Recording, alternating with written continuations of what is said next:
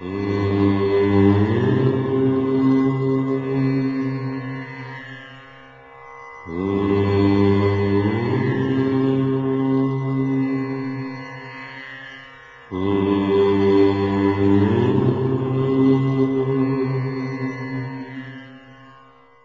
నమస్కారం. 2019 సంవత్సరంలో జనవరి నెలలో వచ్చేటువంటి పండగ సంక్రాంతి పర్వదినము. ఈ పర్వదినము మనకి 3 రోజులుగా కనబడుతోంది. ఇందులో విశేషంగా ముందు రోజు మనము భోగి గురించినటువంటి విధి విశేషాలను, దానివల్ల వచ్చేటువంటి లాభాల గురించి తెలుసుకుని, ఆ భోగి రోజున చేయాల్సినటువంటి పద్ధతులు ఏంటి అనే విషయం గురించి, అఖండమైనటువంటి ఆయురారోగ్య ఐశ్వర్యాభివృద్ధి కలగాలని, అందరికీ సుఖ సంతోషాలు వెళ్ళి విరియాలని పరమేశ్వరుని ప్రార్థిస్తున్నాను. అందరికీ ముందుగా భోగి పండుగ శుభాకాంక్షలతో. భోగి పండుగ రోజు విశేషం ఏమిటి? భోగి అనేది మన యొక్క సర్వోన్నతమైనటువంటి మానసిక ఉద్ధృతిని, అనగా మానసికంగా మన యొక్క శుభాన్ని, ధర్మబద్ధమైనటువంటి స్థితిని పెంపొందించుకోవడానికి చేసేది. భోగి పండుగ రోజున సూర్యోదయానికి పూర్వం నిద్ర లేచినప్పటికీ కూడా మనకి ఎప్పుడైతే ఏ సమయంలో సూర్యోదయం ఆరంభమవుతుందో ఆ సమయంలోనే ఆవు పేడతో లేదా మన యొక్క పశువుల సంబంధించిన పేడలతో పిడకలు తయారు చేయించి ముందుగానే సూర్యోదయ సమయంలో మనము ఈ భోగి మంటలని ఏర్పాటు చేసుకోవాలి. సూర్యకిరణాలు పడడము, ఈ భోగి మంటల యొక్క స్థితి రెండు కూడా ఒకే సమయంలో జరగాల్సిన అవసరం ఉంటుంది.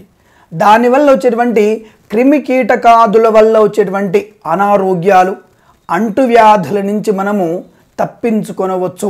విరిగిపోయిన పాత కుర్చీలు కానీ, పాత టేబుల్స్ కానీ, లేదా పాత వస్తువులు కానీ, అంటే బుట్టలు, వెదురు బుట్టలు, ఇలాంటివి చెక్కలతో ఉన్నటువంటివి మనం పొందికగా ఒక భోగి మంటలతో, ఆవు పేడతో ఉన్నటువంటి పిడకలు, అనేక రకాల ఔషధీకృతమైనటువంటి సమిధలు, కర్ర పుల్లలు, ఆ పుల్లల్ని మనం కనుక సేకరించి ఒక కుప్పగా వేసి అక్కడున్నటువంటి ఈ పచ్చ కర్పూరంతో, అక్కడ స్వామివారికి పెట్రోలు, డీజిల్ లాంటివి వేయకుండా ఆవు నెయ్యి, పచ్చ కర్పూరంతో కలిపినటువంటి ఒక అగ్నిహోత్రుని అందులో వేసి, లేలేత సూర్యకిరణాలు ఎప్పుడైతే భూమి మీదికి పడుతున్నాయో భోగి పండుగ రోజున, ఈ నెలలో 14/1/2019 ఆ రోజునే మనం ఈ సూర్యకిరణాల సమయంలో కనుక భోగి మంటలను వేసుకొని పిల్లా పాపలతో అందరూ కూడా ఆ అగ్ని చుట్టూ క్లాక్ వైజ్గా, అనగా కుడివైపు నుంచి తిరుగుతూ ఉన్నట్టయితే అక్కడ ఉన్నటువంటి అగ్నిహోత్రుడు,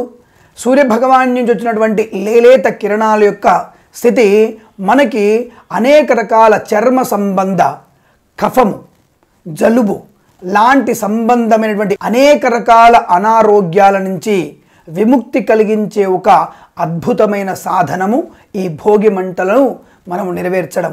ఈ భోగి మంటలతోనే అక్కడే మనము కుండలో నీళ్లు ఉంచి, అంటే ఒక కుండలో నీళ్లు ఉంచి ఆ భోగి మంటల దగ్గరనే కాస్త పొయ్యిలాగా ఏర్పాటు చేసుకొని ఆ భోగి మంటల వెలుగులో, ఆ భోగి మంటల యొక్క వేడితో మనము ఆ కుండలో నీళ్ళని వేడి చేసుకొని తలంటు స్నానం ఆచరించాలి.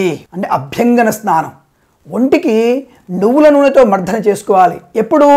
సూర్యోదయానికి పూర్వమే నిద్రలేచి ఒంటికి నువ్వుల నూనెతో కనుక మర్దన చేసుకొని ఆ నువ్వుల నూనెను కాస్త వెచ్చగా ఒంటికి తగిలేట్టుగా భోగి మంట దగ్గర ప్రదక్షిణ చేయడం కానీ, ఆటపాటలు, కోలాటలు, భజనలు, శ్రీమన్నారాయణ యొక్క స్తూక్తులు, విష్ణు సహస్రనామ పారాయణాలు, లక్ష్మీ సూక్తాలు పారాయణ చేసి, అదేంటి గురుగారు స్నానం చేయకముందే చేయవచ్చా? భగవన్నామ స్మరణకి సమయం అంటూ ఏదీ లేదు కాబట్టి ఎప్పుడైనా చేయవచ్చును. కాబట్టి మీరు ఆ సమయంలో భోగి మంటల దగ్గర ఒంటికి అంటించుకున్నటువంటి నువ్వుల నూనెతో కూర్చొని అందరూ కూడా సెదీరి కాస్త వెసులుబాటుగా అగ్నిహోత్రుని యొక్క మరణ చేసుకోవడం వల్ల రుగ్మతులు నాశనం అవుతాయి. ఆ కుండలో పెట్టినటువంటి నీళ్లు కూడా ఆ వేడైన తర్వాత అభ్యంగన స్నానాన్ని చేయాలి. అభ్యంగన స్నానం చేసేటప్పుడు తెల్ల నువ్వులని ఆ కుండలో వేసుకోవాలి. తెల్ల నువ్వులను కూడా ఆ కుండలో వేసుకొని మనం కనుక స్నానం ఆచరించినట్టయితే నలుగు పిండితో ఒంటినంత రుద్దుకొని శుభ్రంగా స్వామివారి స్మరణతో ఆ యొక్క శ్రీమన్నారాయణని తలుచుకుంటూ, స్వామివారిని తలుచుకుంటూ గంగాయ నమః, గంగాయ నమః, గంగాయ నమః అనుకుంటూ ఆ నీటిని తలంటు స్నానం ఆచరించాలి. ఇది భోగి మంటల యొక్క సంపూర్ణమైనటువంటి విధానము, ఫలితం. 14/1/2019 తప్పనిసరిగా మేషము, వృశ్చికము, సింహరాశి వారు చేయాల్సినటువంటి దానం ఒకటి ఉంది. ఉదకుంభ దానాన్ని తప్పకుండా చేయాలి.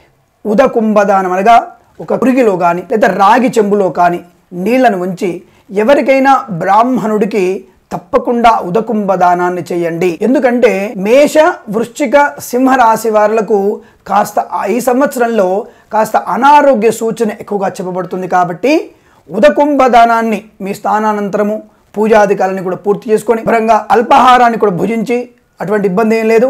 తదుపరి మీరు గుడికి వెళ్ళి ఆ గుడిలోని స్వామివారికి నమస్కారం చేసుకొని అక్కడ స్వామివారికి ఆ బ్రాహ్మణుడికి ఉదకుంభ దానాన్ని చేసినట్టయితే అనారోగ్యాల నుంచి బయటపడే అవకాశం ఉంటుంది. అలాగే భోగి మంటల్లో తప్పకుండా ఖచ్చితంగా పాల్గొనాల్సిన వారు మేషము, సింహము, వృశ్చికము, ధనుస్సు, మీనరాశి వారు కూడా తప్పకుండా అందులో పాల్గొనాలి.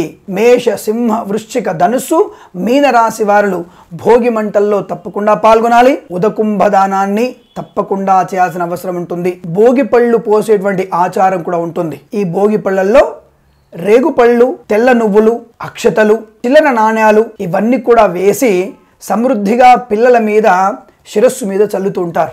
ధర్మ ప్రకారంగా పిల్లలకి యశోవృద్ధి, జ్ఞానవృద్ధి, ఆశీస్సులు అందించడం. భోగి మంటలను సూర్యోదయ సమయంలోనే వేసుకోవాలి. సూర్యోదయాత్ పూర్వం నిద్రలేచిన నూనెతో మనం అలంకరించుకొని ఒంటికి మర్దన చేసుకొని భోగి మంటలతో ఉన్నటువంటి ఆ వేడిని కాపుకోవడం వల్ల, భోగి మంటల దగ్గర ఉన్నటువంటి కుండలో నీళ్లతో స్నానం చేయడం వల్ల మనకి అనేక రకాల రుగ్మతుల నుంచి బయటపడతాము. సాయంకాల సమయంలో మనకి ఉన్నటువంటి ఈ భోగి పళ్ళను పోసుకోవడము, అదే సమయంలో గంగిరెద్దులకు కూడా మనం అలంకరింపజేయడము లాంటివన్నీ కూడా మనం మొదటి రోజున చేసుకుంటాము. 3 రోజుల పండుగలో మొదటి రోజు భోగి పండుగ అత్యంత వైభవంగా ప్రారంభమయ్యే శుభసూచకమైన రోజుగా చెప్పబడుతుంది. ఈ రోజు కూడా మీరు అటువంటి అన్ని రకాల శుభాలను ఆచరించి ధర్మ కార్యాలను అవలంబించి అనుకూలవంతమైనటువంటి శుభ ఫలితాలు పొందాలని ఆశిస్తూ సర్వేజన సుఖినో భవంతు.